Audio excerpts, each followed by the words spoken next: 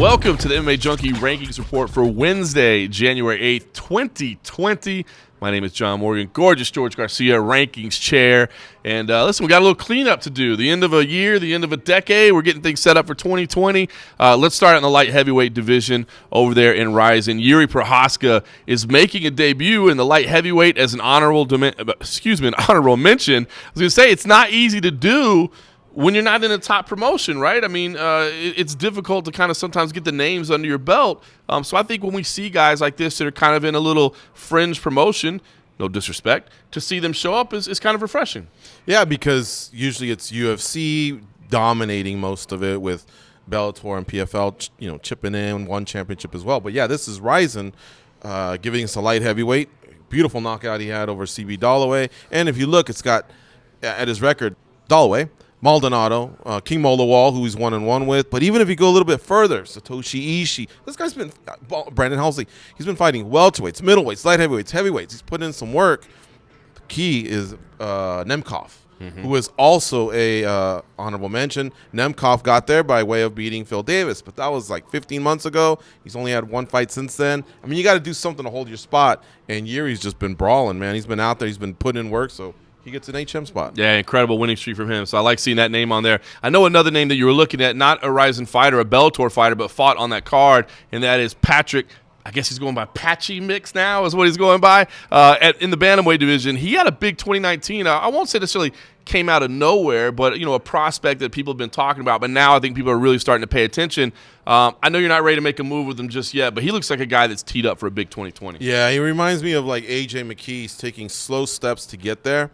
And that's fine. He's making it look easy, John, when he's out there. I mean, he's really, really slick. I'm really, really high on him. But the problem is, unlike where Yuri was at in the light heavyweights, bantamweight is really, really stacked. And the guys at the bottom, Font, Kenny, Vera, they've just been fighting the best over and over, and they're on streaks of their own. So right now, Mix is kind of like on our radar. For sure, a top 20 guy. But I could see him making big, big jumps because they got that big shiny O in the loss column, so he's going to take those steps as he continues to progress through Bellator and or Ryzen, wherever he does work at. Yeah, I saw him briefly in Japan. He said, get ready. You're going to be writing a lot about me over the next couple of years. So somebody to keep a name on. He's got some swag to him as well. We loved having him on MMA Junkie Radio. Yeah, no question about it. All right, PFL wrapped up as well at the end of the year. I know you were especially paying attention to all the tournament winners. I mean, you had a couple repeat winners in there. People putting those $1 million paychecks in their pockets, pretty sweet. But the one name, I guess, that you really had to focus on because he's already in our honorable mentions is Lance Palmer. So just give me an idea of the overall feel of all the tournament winners and what you ultimately end up doing with Lance Palmer. Yeah, so, for example, like Isaev, I had mentioned him at heavyweight. He had a tough opponent in Rochal. By the way, Rochal, I think, was like 5-1 in the UFC. So, that's a credible win over him. But at times, he was giving the fight back to Rochal. Rochal was starting to implement. I thought he was going to turn a corner there in round 4 and maybe take the title. He came back. He won. He looked great. He's undefeated.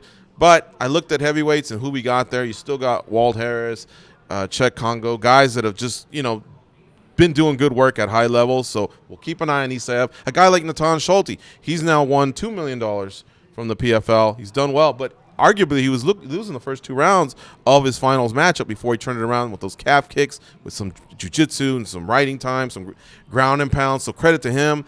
But now he's in the 55. That's a stacked division. Stacked. Palmer is a stud. He has done very well for himself. Again, another back-to-back champ. The problem here is he faced the same guy 3 times this season. I want to see more diversification with his opponents, and I wish hopefully the PFL can do something to identify this. I know they want to take the politics out of it, but similar to what Bellator did when Alvarez lost his title to Michael Chandler back in 2011, Bjorn Rebney said, all right, here's an amendment to the Constitution. Rather than throw this crafty veteran back into a tournament, you don't do that to an Eddie Alvarez. He basically created a situation where Alvarez could just be sitting there waiting in the wing as a contender because he had proven himself.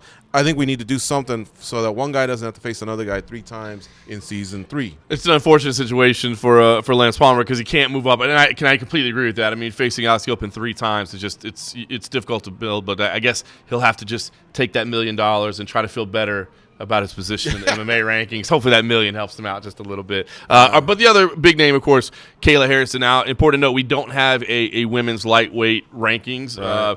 But we do have a pound-for-pound list, and she's on there. She was an honorable mention kind of coming into the finals. Where does she end up afterwards? So we're going to move her from honorable mentions. We're going to move her to number 14. We're going to drop Felicia Spencer and Jessica Ai, who both experienced losses in 2019. Now, credit to both, also had wins, but still, Kayla Harrison was pretty much perfect in her run there at PFL. Solid opposition, but a lot of them are bantamweights and featherweights moving up.